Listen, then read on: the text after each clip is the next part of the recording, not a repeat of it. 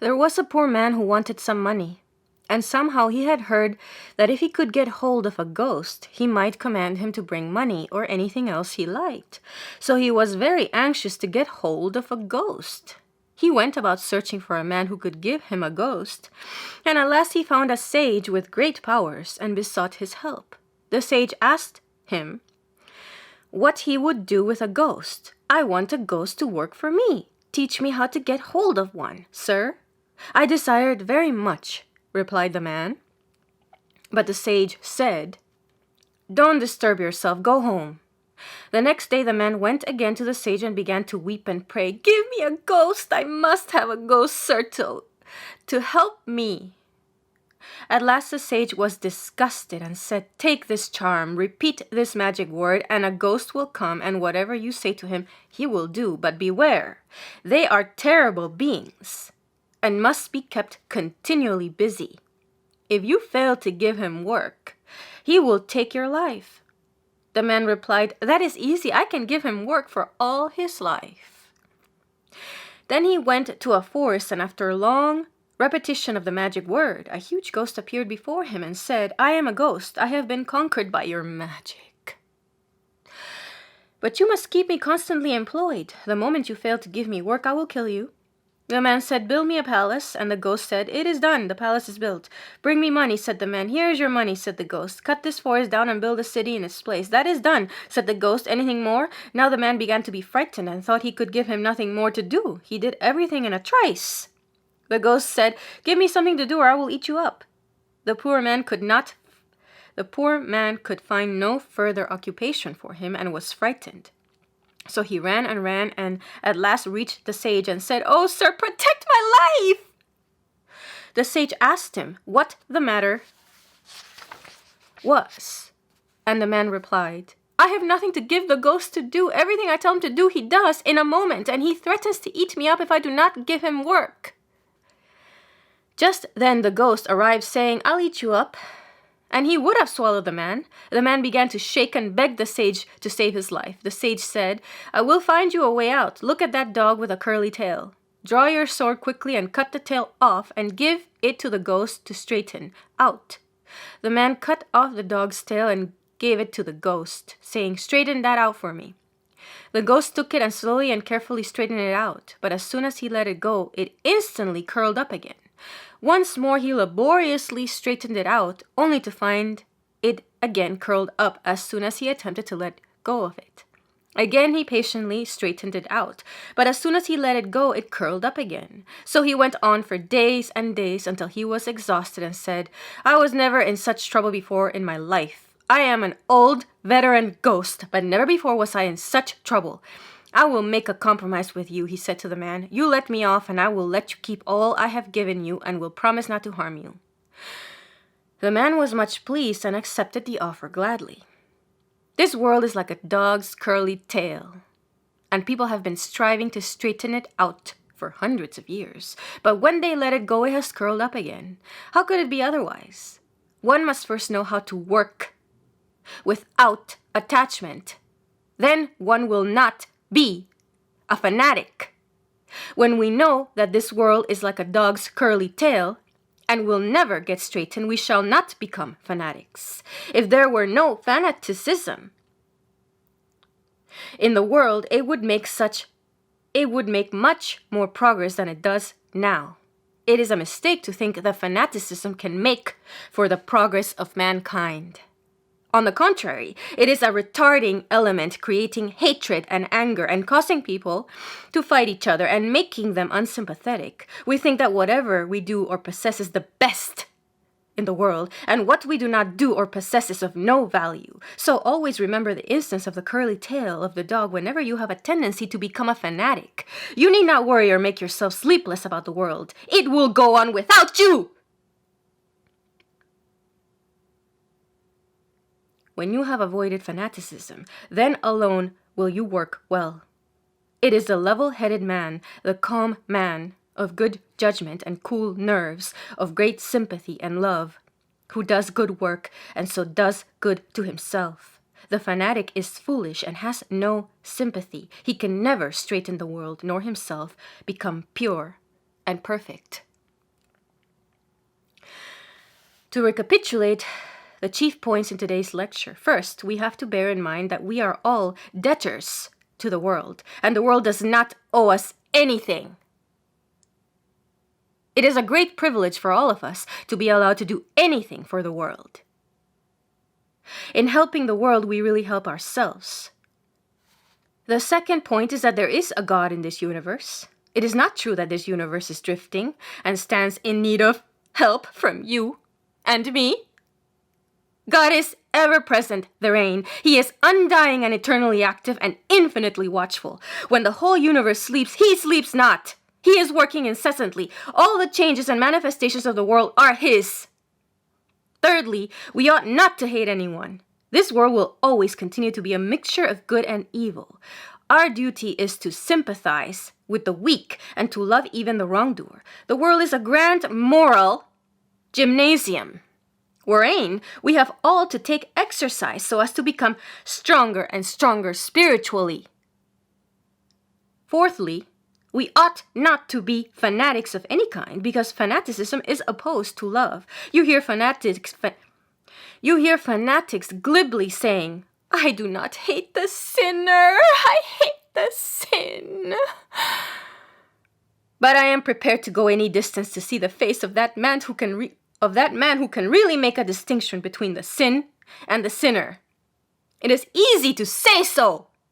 If we can distinguish well between quality and substance, we become perfect men. It is not easy to do this. And further, the calmer we are and the less disturbed our nerves, the more shall we love and the better will our work be.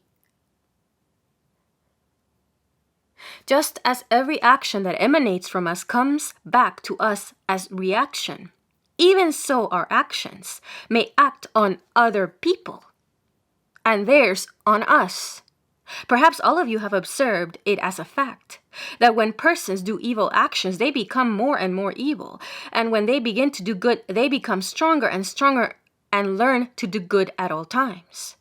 This intensification of the influence of action cannot be explained on any other ground than that we can act and react upon each other.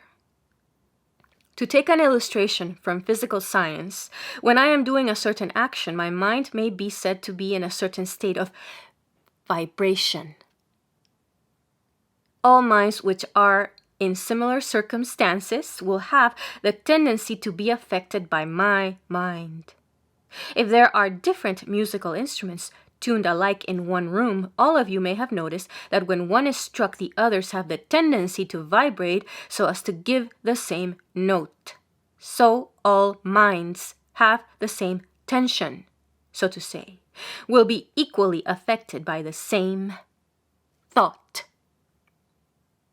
Of course, this influence of thought on mind will vary according to distance and other causes, but the mind is always open to affection. Suppose I am doing an evil act. My mind is in a certain state of vibration, and all minds in the universe which are in a similar state have the possibility of being affected by the vibration of my mind. So when I am doing a good action, my mind is in another state of vibration, and all minds similarly strung have the possibility of being affected by my mind. And this power of mind upon mind is more or less according as the force of the tension is greater or less. Following this simile further, it is quite possible that, just as light waves may travel for millions of years before they reach any object, so thought waves may also travel hundreds of years before they meet an object with which they vibrate in unison. It is quite possible, therefore, that this atmosphere of ours is full of such thought pulsations, both good and evil. Every thought projected from every brain goes on pulsating, as it were, until it meets a fit object that will receive it. Any mind which is open to receive some of these impulses will take them immediately. So when a man is doing evil actions, he has brought his mind to a certain state of tension, and all the waves which correspond to that state of tension, and which may be said to be already in the atmosphere, will struggle to enter into his mind. That is why an evildoer generally does on doing more and more evil. His actions become intensified. Such also will be the case with the doer of good. He will open himself to all the good waves that are in the atmosphere, and his good actions also will become intensified. We run, therefore, a twofold danger in doing evil. First, we open ourselves to all the evil influences surrounding us. Secondly, we create evil which affects others, maybe hundreds of years hence. In doing evil, we injure ourselves and others also. In doing good, we do good to ourselves and to others as well. And like all other forces in man, these forces of good and evil also gather strength from outside. According to Karma Yoga, the action one has done cannot be destroyed until it has borne its fruit. No power in nature can stop it from yielding its results. If I do an evil action, I must suffer for it. There is no power in this universe to stop or say it, to stop or stay it. Similarly, if I do a good action, there is no power in the universe which can stop its bearing good results. The cause must have its effect. Nothing can prevent or restrain this.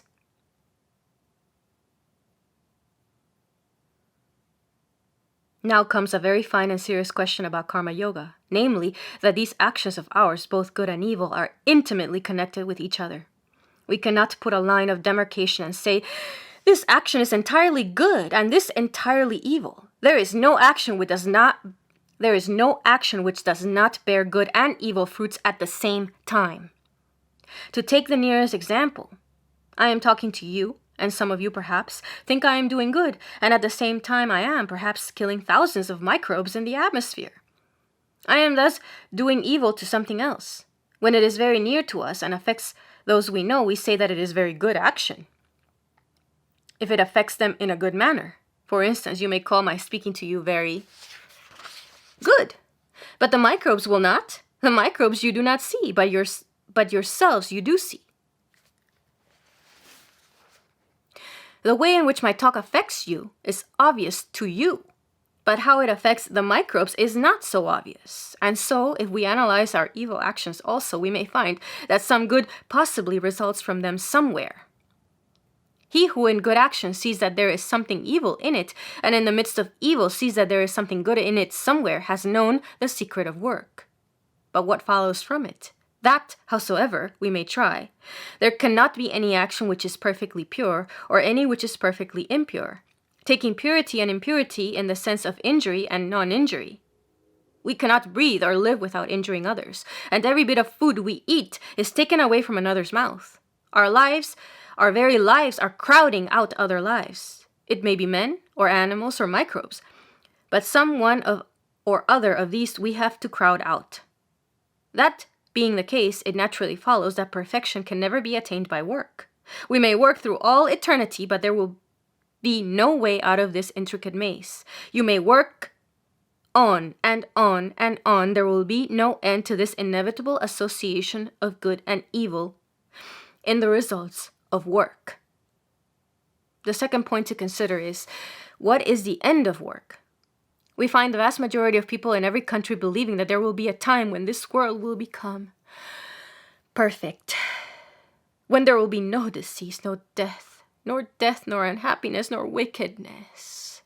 That is a very good idea, a very good motive power to inspire and uplift the ignorant, but if we think for a moment, we shall find on the very face of it that it cannot be so. How can it be, seeing that good and evil are the obverse and reverse of the same coin? How can you have a good without evil at the same time? What is meant by perfection? A perfect life is a contradiction in terms. Life itself is a state of continuous struggle between ourselves and everything outside. Every moment we are fighting actually with external nature, and if we are defeated, our life has to go. It is, for instance, a continuous struggle for food and air. If food or air fails, we die. Life is not a simple and smoothly flowing thing, but it is a compound effect. This complex struggle between something inside and the external world is what we call life. So it is clear that when this struggle ceases, there will be an end of life. What is meant by ideal happiness is the cessation of this struggle. But then life will cease, for the struggle can only cease when life itself has ceased. We have seen already that in helping the world, we help ourselves. The main effect of work done for others is to purify ourselves. By means of the constant effort to do good to others, we are trying to forget ourselves. This forgetfulness of self is the one great lesson we have to learn in life. Man thinks foolishly that he can make himself happy, and after years of struggle finds out at last that true happiness consists in killing selfishness, and that no one can make him happy except himself.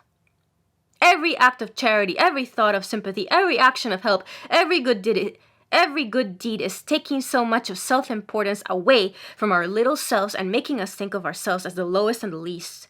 And therefore it is all good. Here we find that jnana, bhakti, and karma all come to one point. The highest ideal is eternal. And entire self-abnegation where there is no I, but all is thou, and whether he is conscious or unconscious of it, karma yoga leads man to that end. A religious preacher may become horrified at the idea of an impersonal God. He may insist on a personal God and wish to keep up his own identity and individuality, whatever he may mean by that. But his ideas of ethics, if they are really good, cannot but be based on the highest self-abnegation. It is the basis of all morality. You may extend it to men or animals or angels. It is the one basic idea, the one fundamental principle running through all ethical systems. You will find various classes of men in this world. First, there are the God-men, whose self-abnegation is complete, and who do only good to others, even at the sacrifice of their own lives. These are the highest of men. If there are 100 of such in any country, that country need never despair. But there are unfortunately too few. Then there are the good men who do good to others so long as it does not injure themselves. And there is a third class who, to do good to themselves, injure others. It is said by a Sanskrit poet that there is a fourth unnameable class of people who injure others merely for injury's sake. Just as there are at one pole of existence the highest good men who do good for the sake of doing good, so at the other pole there are others who injure others just for the sake of the injury. They do not gain anything thereby, but it is their nature to do evil. Here are two Sanskrit words. The one is pravritti, which means revolving towards, and the other is nivritti, which means revolving away. The revolving towards is what we call the world, the I and mind. It includes all those things which are always enriching that me, by wealth and money and power and name and fame, and which are of a grasping nature, always tending to accumulate everything in one center, that center being myself. That is the pravritti, the natural tendency of every human being, taking everything from everywhere and heaping it around one center, that center being man's own sweet self. When this tendency begins to break, when it is nivritti, or going away from, then begin morality and religion. When this tendency begins to break, when it is nivritti or going away from, then begin morality and religion.